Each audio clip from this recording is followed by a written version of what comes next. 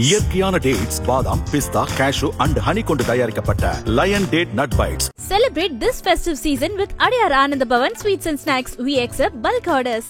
Maitri Movie Makers in தயாரிப்பில் பிரதீப் ரங்கநாதனின் Dude running successfully.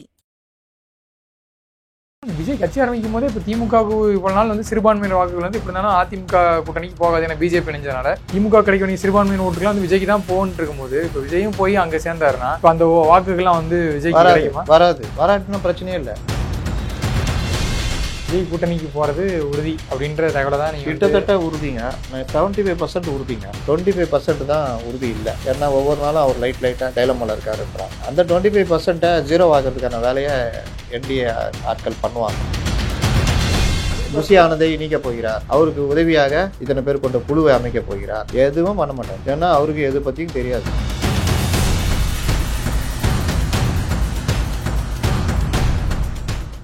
வணக்கம் சார். வணக்கம். பொதுவாக நிறைய கேள்விகள் இருக்கே சார். இப்போ அவங்க தவேக தொண்டர்கள் கூட நிறைய பேர் நான் பேசின வரைக்கும் சொன்னாங்கன்னா எடப்பாடி பழனிசாமியை முதல்வர் ஆகிறதுக்கு தான் விஜய் கட்சி தொடங்கினாரா? எப்போவுமே ஒன்று தெரிஞ்சுக்கிங்க, விஜய் ஒரு பெரிய பள்ளம் இருக்குது. இவர் இங்கே முனையில் நின்றுட்டு நான் அந்த பள்ளத்தை தாண்டிடுவேன்னு சொல்கிறாரு. நம்மளாம் என்ன சொல்கிறோன்னா, சார் நீங்கள் உங்களுக்கு இருக்கிற பலத்தில் நீங்கள் தாண்ட முடியாது, பள்ளத்துக்குள்ளே விழுந்துருவீங்க. விழுந்தீங்கன்னா எந்திரிச்சு வர்றதுக்குன்னு ஒரு தைரியம் இருக்குல்ல, அது இல்லை. ஏன்னா அதீத நம்பிக்கையோடு இருக்கிறீங்க. விழுந்தீங்கன்னா செதறிடும். நீங்கள் ஒரு அந்த கரூர் சம்பவத்திலே எப்படி செதறினாங்க பார்த்தீங்கல்ல, அப்போ மிகப்பெரிய தோல்வினா பெரிய அளவில் செதறுவாங்க. இவர்கள் தோல்வி அடைஞ்சு திமுக ஜெயிச்சுட்டு வச்சுக்கிங்க, அந்த அடி இருக்குது தெரியுமா, நீங்கள் காணப்படுவாங்க. பாதி பேர் போய் புசி ஆனந்த் திமுக போய் சேர்ந்துருவார். ஆதவெல்லாம் எங்கே இருப்பாருன்னு சொல்ல முடியாது. அப்போ இந்த மாதிரிலாம் நடக்கும் கூட தான் சார் நிற்கிறாங்க. சொல்கிறேன் இந்த மாதிரி நடக்கும். எங்கே நின்னார் 14 நாள் எங்கே பண்ணார் புசி? அப்போ இந்த மாதிரிலாம் நடக்கும் அப்படின்றத நம்ம சொல்கிறோம். அப்போ என்ன பண்ணீங்க, ஒரு 2 ஸ்டெப்பு பின்னாடி வாங்க. பின்னாடி வந்தீங்கன்னா வேகமாக போய் அந்த பள்ளத்தை தாண்டலாம். இந்த 2 ஸ்டெப்பு பின்னாடி வர்றது இருக்குல்ல, அதுதான் உங்களை ஆசுவாசப்படுத்திக்கும். அது என்னென்னா, நீங்கள் இப்போ அதிமுக கூட கூட்டணி சேர்றீங்கன்னா, நீங்கள் ஒரு 40-50 எம்எல்ஏ ஜெயிக்கிறீங்கன்னா, உங்களுக்கு எளிதாக ஒரு பயிற்சி. இதை நான் இப்போ சொல்ல டே 1லேருந்து சொல்லிகிட்டு இருக்கிறேன். எளிதாக உங்களுக்கு ஒரு பயிற்சி. இவர்கள்ட்டேருந்து நீங்கள் தப்பிக்கலாம். உங்களை அரணாக இருந்தால் அவங்க பார்த்துக்குவாங்க, உங்களுடைய சகல வேலைகளையும் அவங்க பார்த்துக்குவாங்க. அப்போ நீங்கள் இது ஒரு பயிற்சியாக எடுக்கலாம். உங்களுக்கு ஒரு 40-50 எம்எல்ஏ கிடைக்கலாம். மிஸ் ஆச்சுன்னா எதிர்கட்சி தலைவராக ஆகலாம். அடுத்து இதே கூட்டணி அப்படியே தொடர்ந்தால் ஒரு 5-8 எம்பிக்கள் நீங்கள் வாங்கலாம். தேசிய லெவலில் இது பண்ணலாம். உங்களுக்கு 40-50 எம்எல்ஏ கையில் இருந்தால் ஒரு ராஜ்யசபா எம்பி உங்களுக்கு கிடைக்கும். இப்போவே கூட்டணியில் கண்டிஷனாக கூட ராஜ்யசபா எம்பி வச்சுக்கலாம். இவ்வளோ வாய்ப்பு கிடச்சி நீங்கள் 30க்கு மேலே ஒரு பெரிய கட்சியாக வளர்ந்துருந்து நான் வெளியே வரேன் என் தலைமையில் வாங்கினா, இன்றைக்கி எதிர்க்க பயப்படுறாங்கல்ல யார்? காங்கிரஸ். அவர்கள் முதல் ஆளாக கை கொடுப்பார்கள். அப்புறம் இந்த கூட்டணி கட்சிகள்லாம் இருக்குல்ல, அவங்கெல்லாம் கை கொடுத்தாங்கன்னா உங்களுக்கு திமுக அணி பலகீனமாயிடும். நீங்கள் ஒரு பெரிய அணியாக இருப்பீங்க, இன்னொரு பக்கம் ஆளுகின்ற அணியாக என்டி அணி இருக்கும். அன்னைக்கு நீங்கள் ராஜா. 31 நல்லா இருக்கு சார். கேட்கறதுக்கு இல்லை, இதில் ஏதாவது நடக்காதுன்றதுக்கு ஏதாவது சொல்லுங்க பார்ப்போம். நீங்கள் இல்லை சார், ஒருவேளை இப்படியும் ஒரு செய்தி வருது. என்னன்னா, இப்போ அதிமுக கூட பிஜேபி இருக்கிறதா விஜய்க்கு பிரச்சனை. ஒருவேளை இப்போ அதிமுக தனிச்சு இருக்காங்க, இவர்கள் கலைப்பொருள் இவங்க தடுக்க பார்த்தாங்க. இவங்க அடித்த அடியில் விஜய் ஒன்றும் போலங்க. நல்லா புரிஞ்சுங்க, விஜய் என்னமோ நினச்சி கட்சி ஆரம்பிச்சிட்டாரு. எல்லாம் லகுட பாண்டிகள், ஒன்றுக்கும் உதவாது. பாதி ஸ்லீப்பர் செல்லு, திமுக ஸ்லீப்பர் செல்லு. இது அப்படியே ஊட்டிகிட்டே இருந்தது. இல்லை சார், இன்னொன்று விஜய் கட்சி ஆரம்பிக்கும் போதே இப்போ திமுகவுக்கு இவ்வளவு நாள் சிறுபான்மையினர் வாக்குகள் இப்படி இருந்தாலும் அதிமுக கூட்டணிக்கு போகாது, ஏன்னா பிஜேபி நினைஞ்சனால திமுக கிடைக்க வேண்டிய சிறுபான்மையினர் ஓட்டுகள் விஜய்க்கு தான் போகணுட்டு இருக்கும்போது இப்போ விஜயும் போய் அங்கே சேர்ந்தாருன்னா இப்போ அந்த வாக்குகள்லாம் விஜய்க்கு கிடைக்குமா?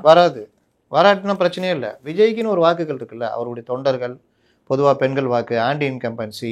இஃப்தார் நோன்பு திறக்கிறது தான் அந்த விஜய் பிரமாண்டமாக பண்ணாரு. சிறுபான்மையினர் மக்கள் அந்த அளவுக்கு அவங்க விஜய்க்கு இருக்கிற பெரும் ஒன்று புரிஞ்சுக்கிங்க. ஒவ்வொரு காலகட்டத்தில் ஒவ்வொரு அரசியல் பண்ணுவாங்க. இஃப்தார் நோன்பு அங்கே என்டிஏல போனதுனால இஃப்தார் நோன்பு இருக்கக்கூடாது இல்லையா? அதிமுக நடத்தல இஃப்தார் நோன்பு, பாஜகவே நடத்துது இஃப்தார் விருந்து. நீங்கள் அதெல்லாம் கொண்டு குழப்பிக்காதீங்க. அவர் நிலைப்பாடு, அவர் இந்த முடிவை எடுக்கிறாரு. இன்னைக்கு அவர் நினச்சது நடக்கலை. அவர் என்னமோ நினச்சி ஆரம்பித்தார். நான் அதனால தான் சொல்கிறேன், இந்த லகுட பாண்டியில் நம்பிக்கிட்டு அவர் முதல்வர் ஆகலாம்னு நினச்சார். ஒரு சின்ன அடி விழுந்தோடனே லைட்டாக அரசு எந்திரம் லைட்டாக பவரை காமிக்குது. என்ன பண்ணுது?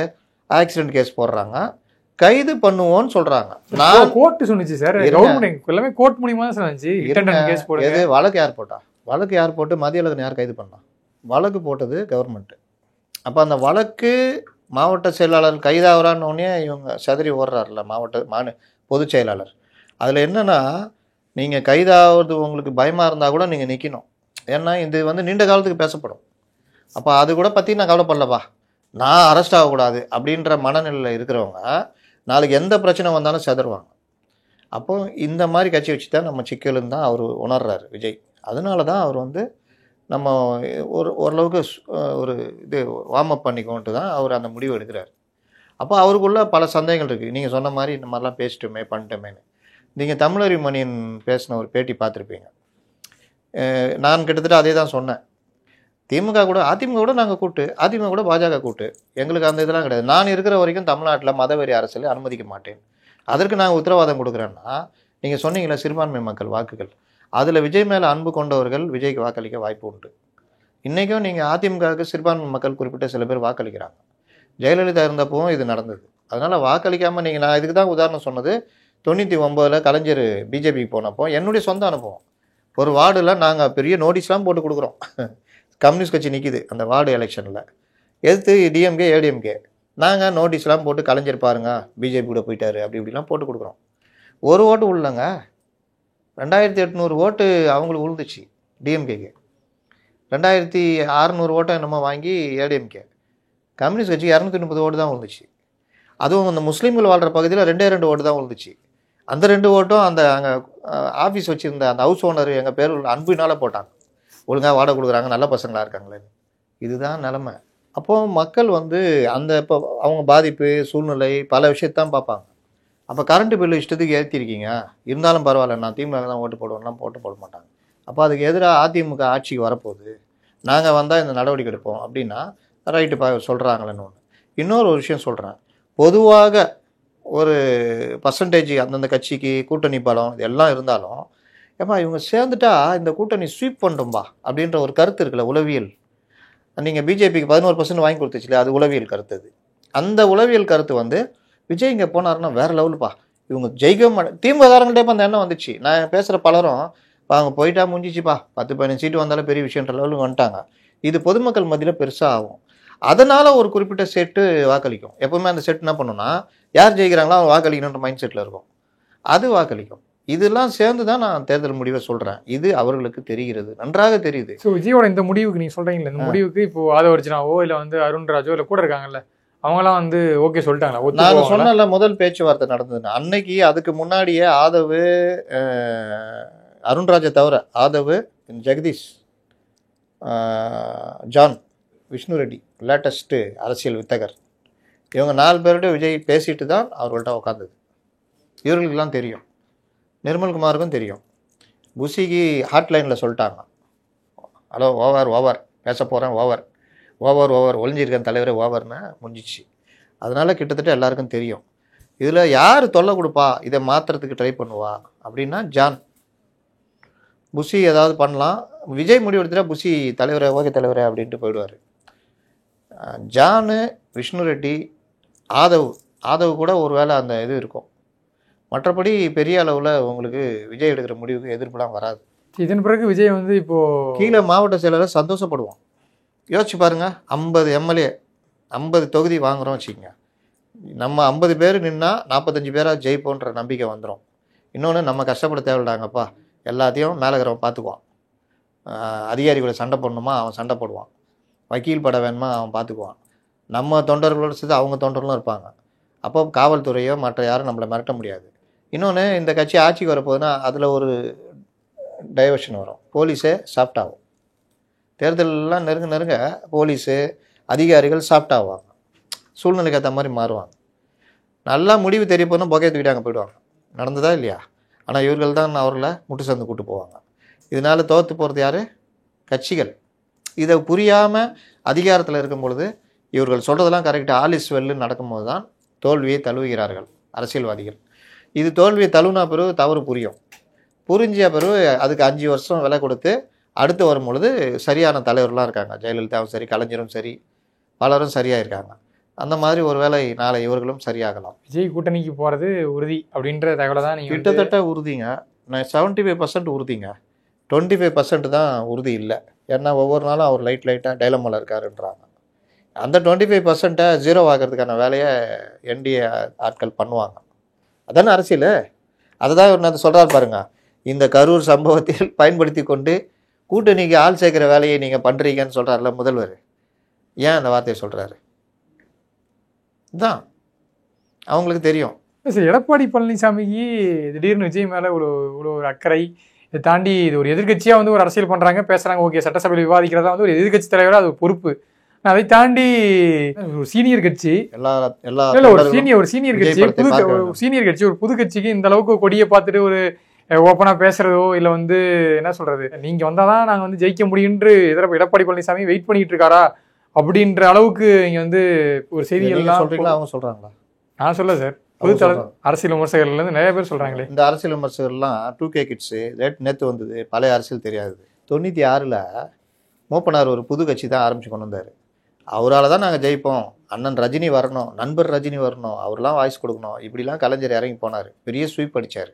இது அரசியலில் சகஜம். அப்படி எனக்கு ஒரு மகா குடிக்காரர் அப்படின்னு ஜெயலலிதா சொல்ல, ஆமாம் இவங்க தான் ஊற்றி கொடுத்தாங்க அப்படின்னு விஜயகாந்த் சொல்ல, இந்த 2 கழகத்தையும் ஒழிக்கணும், ஆண்டவனோட மட்டும் தான் கூட்டணினார் விஜயகாந்த். வச்சாரா இல்லையா கூட்டணி ஜெயலலிதாவோட? அதனால் இதெல்லாம் வந்து அரசியலில் சகஜம். அப்படி ஒரு பாசம் வரும் பாருங்க, அந்த கூட்டணி ஒன்றா சேர்ந்தோன்னா தொண்டர்கள் மத்தியில் அப்படி வரும். அந்த பாசம் தான் இப்போ வந்திருக்குது. கிட்டத்தட்ட கன்ஃபார்மே ஆகலை, ஆனால் கன்ஃபார்ம் ஆன மாதிரியே பேசுகிறீங்களே சார். நான் சொன்னல 75% கன்ஃபார்ம் ஆயிருக்கு, 25% சொல்ல முடியாது. ஒருவேளை விஜய் வந்து இந்த கூட்டணிக்கு போக அந்த 25% சொல்கிறீங்களா சார்? விஜய் கூட்டணிக்கு போல தனித்து போட்டின்னு முடிவு பண்ணிட்டாரு, இல்லை விஜய் டிவிகே தலைமையில் தான் வந்து கூட்டணி அமையும் அப்படின்னு ஆல்ரெடி அனௌன்ஸ் பண்ணது தான். அப்படி போட்டியிட்டால் ஏன் விஜய் இப்போ இருக்கக்கூடிய சூழ்நிலையில் ஒரு கணிசமான ஒரு ஓட்டு வாங்கி, இல்லை நீங்கள் சொன்ன மாதிரி ஒரு 50 சீட் வாங்கி இதுனா 234 தொகுதியில் வேட்பாளர் நிறுத்தி ஏன் ஒரு 20 சீட்டோ இல்லை ஒரு 10 சீட்டோ ஜெயிச்சாவே அது விஜய்க்கு வந்து அது ஒரு மைலேஜாக தான் இருக்கும். நம்ம தனிச்சு போட்டி இருக்கோம், நம்ம செல்வாக்கு தனியுது, நம்ம அதை தாண்டி ஒரு 20%க்கு மேலே ஒரு வாக்கு சதவீதமானாவே. கரூருக்கு முன் கரூருக்கு பின்னும் தான் அரசியலை பார்க்கணும். கரூருக்கு முன் வரைக்கும் இவர்கள் பேசின வீரம் எல்லாம் பார்த்தோம், அங்கிள் சிஎம் சார் அதெல்லாம் இவங்க பண்ணது, இவர்கள் எல்லாம் பண்ணது. கரூருன்ற ஒரு சம்பவம் நடந்தோன்னா இவர்கள் செதறினாங்கல்ல, சங்கத்தை கலைங்கப்பா அப்படின்ற மாதிரி செதறினாங்கல்ல. நீங்கள் அதை தான் திரும்ப திரும்ப சொல்கிறேன், ஒரு மாநில பொதுச் செயலாளர் ஓடி ஒழியக்கூடாதுங்க, அது இழுக்குங்க, என்னைக்கு இருந்தாலும் அது பேசப்படும். இதை நீங்கள் அப்படி ஒரு காழ்ப்புணர்ச்சியில் சொல்கிறீங்க, கிண்டல் பண்ண சொல்கிறீங்கன்றதுக்கு நான் சொல்லலை. மாநில பொதுச் செயலாளர்ன்றவர் தான் தலைமை பண்புடைய உச்சமாக இருக்கணும். அவரை தூக்கி மிசாலை போட்டால் கூட தைரியமாக இருக்கணும், நான் பார்த்துக்கிறேங்கன்னு. இந்த தைரியம் பாருங்கள், சீமானை தூக்கி உள்ளே போட்டாங்கல்ல, என்னைக்கா சதறி ஓடினாரா? 1.5 வருஷம் இன்னும் ஜெயிலில் இருந்தார். பலரும் உள்ளே அந்த மாதிரி போயிருக்காங்க. கலைஞர்லாம் நீங்கள் சந்திக்காத விஷயங்கள் கிடையாது. எம்ஜிஆர் ஜெயலலிதா 28 நாள் போட்டாங்க, அதுவே ஜெயலலிதாவுக்கு ஒரு சாதகமாக மாறிச்சு. ஏன்னா அந்த அம்மாவுக்கு ஆட்சியே போச்சு, ஆடின ஆட்டத்துக்கு குற்றச்சாட்டு வச்சு வழக்கெல்லாம் போட்டிங்க, அப்புறம் எதுக்கே கைது வேறு பண்ணுறீங்கன்ற மாதிரிலாம் போச்சு. அப்போ இதுதான் இதை ஸ்கோர் பண்ண பார்க்கணும். இப்போ வந்து இன்னொன்று, கவர்மெண்ட்டு இவங்களை கைது பண்ணுற ஐடியாவே இல்லை. ஏன்னா கைது பண்ணால் இவர்களுக்கு அது ஸ்கோர் ஆகிடும்ன்றதுனால கைது பண்ணுற ஐடியா இல்லை. ஆனால் அப்படிப்பட்ட இடத்துல வந்துட்டு இவர்கள் பயந்து போய் ஓடுறாரு. இது வந்து ஒரு நாள் நீங்கள் 2 நாள் தலைமறைவாக இருந்து அந்த இது வெளியில் வருது, ஒரு தலைமறைவாயிட்டாருன்னு. அப்போ நீங்கள் வந்து என்ன பண்ணணும், மாவட்ட செயலாளர் கூட்டம் நடந்துச்சு, உசியானந்த் வந்து கலந்துக்கணும். அதில் இறந்து போனவருடைய படத்தை வச்சு இரங்கல் தெரிவிச்சுட்டு நான் எங்கே அடுத்து அதான் பண்ண போகிறாங்கன்னு சொல்லிட்டு நான் பழைய கதையை பேசினுக்கிறேன். நீங்கள் புதுசாக வந்து செய்ய போகிறத பற்றி பேசுகிறீங்க, என்ன செஞ்சுருக்கணுன்றது நான் பேசுகிறேன். கார் ஓட்டு போனீங்க, ஒழுங்காக திரும்பும் போது ஹார்ன் அடித்து மொல்லமாக பார்த்து திரும்பியிருக்கணும், திரும்பி இருந்தீங்கன்னா அந்த ஆக்சிடென்ட் ஆகிருக்காதுன்னு. இல்லை சார், இனிமேல் கார் வாங்கின காரை பார்த்து ஓட்ட போகிறாருன்னா நான் என்ன பண்ணுறது? அன்றைக்கி நடந்தது சொல்கிறேன். 16 நாள் தூக்கம்னு உருட்டுறீங்கல்ல நீங்கள். வந்து இந்த 4வது நாள் நம்ம அந்த மாவட்ட செயலர் கூட்டம் நடத்தினார் யார், நம்ம சரவணன், ஈசிஆர் சரவணன். அப்போது அதில் புஷி கலந்துக்கிட்டு படத்தை 41 பேருக்கு அஞ்சலி செலுத்திட்டு அவர் பேசிட்டு என்ன பேசணுமோ அதை பேசிட்டு பத்திரிகையாளர்கிட்ட இல்லாட்டி அந்த மேடையிலேயே நான் வந்து எங்கேயும் போகலைங்க, நடந்தது ஒரு சம்பவம், எங்களுக்கு யாருக்குமே அந்த நோக்கம் கிடையாது, ஆனால் நடந்திருக்குன்னு வருத்தப்படுறேன், எங்கள் சொந்தங்கள் இறந்து போயிருக்குங்க, நாங்கள் அதுக்கு இது பண்ணுவோமா, நான் எங்கேயும் ஓடிலைங்க, என் அரசியல் நான் பண்ணுறேன், கைது பண்ணால் கூட நான் அதை பற்றி கவலைப்படல, அரசியலுக்கு வந்துட்டேன், இதெல்லாம் சகஜம்தாங்க. நீங்கள் இன்றைக்கி உங்களை பற்றி யாருமே எதுவுமே பேச முடியாது. இவர் தான் தலைமை தாங்குவதற்கு தகுதியான ஆள் சொல்லலாம். நான் திருப்பி சொல்கிறேன்ல, ஒரு வட்ட செயலாளர் லெவல் கூட ஒரு லாய்க்கு இல்லாத ஒரு கரூர் சம்பவத்துக்கு பிறகு டிவிகேவில் இல்லை ரீஸ்ட்ரக்சர் பண்ணுவாங்க. அடுத்து நீங்கள் சொன்னீங்களே கடந்த காலங்களில் யாரெல்லாம் புதுசாக கட்சியில் இணையணுன்ட்டு விருப்பப்பட்டாங்களோ சீனியர் தலைவர்கள்லாம் சொன்னாங்க. ஸோ இதெல்லாம் இன்னமேட்டு அப்படி பண்ணணும். விஜய்க்கு என்ன அவசியம் இருக்குது சொல்லுங்கள், இல்லை யாருக்கு என்ன அவசியம் இருக்குது சொல்லுங்கள்? கரூர் சம்பவத்துக்கு பிறகு இப்படிலாம் பண்ணணும்னு என்ன அவசியம் இருக்குது சொல்லுங்கள்? அவசியம் இல்லை சார், கட்சி இன்னும் கொஞ்சம் வலுப்படுத்தலாம். அதுதான் ஏன் என்ன அவசியம், என்ன மாறிட்டாங்க சொல்லுங்கள்? டக்குன்னு மாறுறாங்கன்னா எப்படி மாறிட்டாங்க சொல்லுங்கள்? நான் சொன்னது ஒரே ஒரு அடியில் போயிட்டாராங்கன்னு. மற்றபடி அவர்களுடைய நடத்தையிலேயே மற்றதுலேயே என்ன மாறி இருக்கு? இதெல்லாம் உருட்டுறது, இங்கே இருக்கிறவங்க உருட்டுறது. சரி, இப்போ விஜய் பசியானதை நீக்க போகிறார், அவருக்கு உதவியாக இத்தனை பேர் கொண்ட குழுவை அமைக்க போகிறார், எதுவும் பண்ண மாட்டார். ஏன்னா அவருக்கு எது பற்றியும் தெரியாது. அவர் ஜானை கூப்பிட்டு கேட்பாரு, ஜான் சொல்லுவார். இப்போ புஷி வந்துட்டாங்களா, ஜானும் புஷியை சேர்ந்து பேசி ஒன்று பண்ணுவாங்க. அதை வரைச்சு கரூர் சம்பவத்துக்கு பிறகும் விஜய் அப்படிதான் இருக்க போறாரு. வேற என்ன புதுசா சொல்லுங்க? அந்த மாதிரி ஒரு தலைவரை தான் வந்து என்டிஏ கூட்டணி வளர்ச்சி காத்திருக்காங்க. ஆமா, அவருக்காக காத்திருக்கல. அவர் ரசிகர்கள், அவங்க ஓட்டுகள், தொண்டர்கள், இந்த அணி இது அமைஞ்சிச்சுன்னா அவருக்கு அதில் ப்ராக்டிஸும் கிடைக்கும். இப்போ தனியாக ஒருத்தர் இந்த லகடபாணி நம்பி யோசிச்சுட்டு இருக்கிறதுக்கு 3-4 கட்சி கூட்டணி சேர்ந்தா பிறகு கூட்டணி கட்சிக்கான கூட்டங்கள் நடக்கும், கூட்டு பிரச்சாரம் பண்ணுவாங்க. அந்த மாதிரி போகும் பொழுது தலைவர்கள் மற்ற இது வரும் பொழுது அவருக்கான ட்ரைனிங் கிடைக்கும். இதுதான் ரொம்ப முக்கியம். ஒரு கட்சி தலைவர் கூட்டணி அதிமுக பிஜேபி கூட போகும்போது தான் விஜயோடைய அரசியல் அறிவு, அரசியல் தெளிவு வந்து மேம்படும். இன்னும் அனுபவம் கிடைக்கும். இந்த அனுபவம்ன்றது இவர்கள் எல்லாமே, நான் என்ன சொல்கிறேன், இவர்கள் யாராவது அனுபவத்தில் வச்சுட்டு எதையும் நடத்துனாங்கன்னா ஓகே. இவர்கள் அதெல்லாம் பண்ணல. நீங்கள் பாருங்கள், நான் திரும்ப ஒரு விஷயம் சொன்னேன். பிரச்சாரம்னா பிரச்சாரமாக பண்ணுங்க, ரோட் ஷோ பண்ணாதீங்க நான் சொல்லியிருந்தேன். ஞாபகம் இருக்கா? அப்போல்லாம் நல்லா திட்டியிருந்தாங்க. அதோடைய விளைவு என்ன ஆச்சு தெரியுதா? நீங்கள் ரோட் ஷோ பண்ணாமல் நீங்கள் கரெக்டாக வந்திருந்தீங்கன்னா அந்த இடத்துல அவ்வளோ கூட்டம் கூடியிருக்காது, இந்த இது நடந்திருக்காது. அப்போது பிரச்சாரம் எப்படி பண்ணணும்னா ஜெயலலிதா மற்றவர்களை பார்த்து கற்றுக்கணும். ஒரு இடத்துக்கு போனால் நீங்கள் இறங்குறீங்களா, அங்கேருந்து ஒரு ஹெலிகாப்டர் பக்கத்தில் எங்கேயாவது கிரவுண்டில் ஹெலிபேடு இறங்குனீங்களா, அங்கேருந்து வந்தீங்களா, பேசுனீங்களா, ஒரு நாளைக்கு 5 கூட்டம் நடத்தலாம், ஒரு சனிக்கிழமைக்கு 5 கூட்டம் பேசலாம். இதுதான் பிரச்சார யுக்தி. நீங்கள் மக்கள்கிட்ட பிரச்சாரம் கொண்டு போக போகிறீங்களா, இல்லை இங்கே பாருங்கள் எங்களுக்கு எவ்வளோ கூட்டம் வருதுன்னு காமிக்க போகிறீங்களா? எப்படி இருந்தாலும் உங்களுக்கு கூட்டம் வரப்போகுது. பிரச்சாரம் பண்ணுறது மூலியமாக வைடாக நீங்கள் தமிழ்நாடு ஃபுல்லாக, இப்போ அரியலூரில் பேசுகிறீங்கன்னா தமிழ்நாடு ஃபுல்லாக தான் பார்க்க போகிறாங்க. இதுதான் பிரச்சார யுக்தி. இவர்களுக்கு என்ன ஒன்றும் தெரில. இந்த மாதிரி கும்பல் இருந்தால் இவ்வளோ தான் பண்ண முடியும். இதே நீங்கள் பல 10 ஆண்டுகள் அனுபவம் உள்ள அதிமுக, பாஜக மற்றவர்களோடு சேரும் பொழுது, ஓ பிரச்சார ஸ்டைல் இதுதான், நம்ம இப்படி பண்ணணும், இதை பேசணும், இந்த விஷயத்தை பண்ணணும், கூட்டு பிரச்சாரம், இதெல்லாம் வரும் பொழுது பெரிய அனுபவம் கிடைக்கும். இப்போ நான் சொல்கிறேன், 234 தொகுதின்றாங்களே, இவங்க கூட்டணிக்கு போனால் கூட இவர்களுக்கான 50 தொகுதின்னு பேசுகிறாங்க வச்சிங்களேன், அந்த தொகுதியை சொல்லினா கூட அவங்களுக்கு சொல்கிறதுக்கு சிக்கல் வரும். ஒரு 10-15 தொகுதி சொல்லலாம், மீதி சொல்கிறதுல சிக்கல் வரும். யாரை வேட்பாளர்ன்றதுல பிரச்சனை வரும். புஷி ஒத்துக்க மாட்டார் பல விஷயங்கள். புஷிக்கிட்ட என்ன இந்த கட்சி அப்படியே பேசணும்,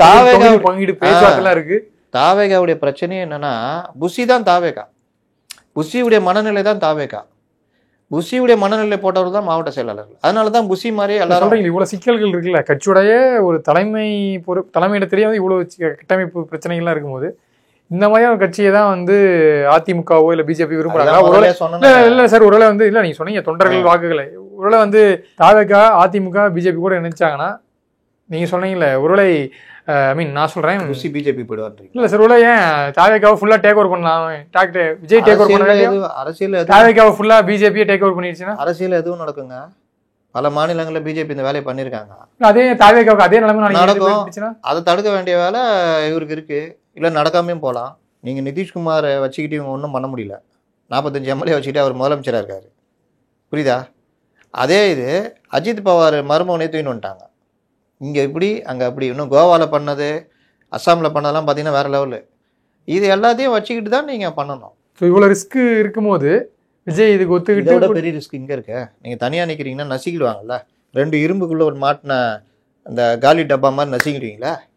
ஏன் நான் சொல்கிறேன்னா, நான் முதல்லேருந்தே சொல்லிகிட்டு இருக்கிறேன், இவர் அதுக்கான ஆள் கிடையாது பொதுச் செயலாளர் மன்றத்துக்கு ஓகேங்க, ஒரு அரசியல் கட்சி கிடையாதுங்கன்னு சொல்லிகிட்டே இருக்கிறேன். அது கரெக்டு, உண்மைன்னு நிரூபிச்சாரா இல்லையா? அவ்வளோதான். நீங்கள் சமைஞ்ச பொண்ணு மாதிரி யார்ட்டையும் பேச மாட்டீங்கன்னா நீங்கள் யார்? நான் திரும்ப ஒன்று சொல்கிறேன், லவ்வை சொன்னால் தான் லவ். நீ அந்த கிளாஸ் ரூமில் போய் கம்முன்னு உக்காந்துட்டு இருப்பீங்க, அந்த பொண்ணு 10 பேர் கரெக்ட் பண்ண பார்ப்பான், இவர் இப்படி அமைதியாகவே இருப்பாராம். ஆனால் அந்த பொண்ணு என்கிட்ட தான் வரும்னு எதிர்பார்க்கறது எப்படி சரியாக இருக்கும்? நீ ஏதாவது ஹீரோயிசம் காமிக்கணும், லவ் லெட்டர் கொடுக்கணும், இல்லை இன்ஸ்டா பேஜை தெரிஞ்சுக்கிட்டு அதில் ஏதாவது பண்ணணும், நீ ஏதாவது அப்படி அந்த பொண்ணு மனசை கவர்றது பண்ணணும். நான் அந்த பொண்ணுன்னு சொல்கிறது மக்கள். இந்த இதெல்லாம் வந்து இவருடைய அரசியல் செயல்பாடு. நான் எதுவுமே செய்ய மாட்டேன்பா, நான் அப்படியே உட்காந்துருப்பேன் அப்படின்னா டி ராஜேந்திர மாதிரி பொன்னான மனசே பூவான மனசுன்னு தான் பாடிக்கிட்டு இருக்கணும். இதுதான் நிலைமை. கண்டிப்பாக சார், பொறுத்து வந்து பார்க்கலாம். 75-25 சொல்லியிருக்கீங்க. விஜய் என்ன முடிவெடுக்க போகிறார், தவைக்கோடைய அடுத்து என்ன பயணம் எப்படி இருக்க போகுது, திமுக எந்த அளவுக்கு டஃப் கொடுக்க போகிறாங்க, இதெல்லாம் பொறுத்திருந்து பார்க்கலாம். நேரத்திற்கு நன்றி சார். நன்றி. இயற்கையான டேட்ஸ், பாதாம், பிஸ்தா, கேஷு அண்ட் ஹனி கொண்டு தயாரிக்கப்பட்ட lion date nut bites. Celebrate this festive season with Adiyar Anand Bhavan Sweets and Snacks. We accept bulk orders. Maitri Movie Makers in தயாரிப்பில் பிரதீப் ரங்கநாதனின் டியூட் ரன்னிங் சக்சஸ்ஃபுல்லி.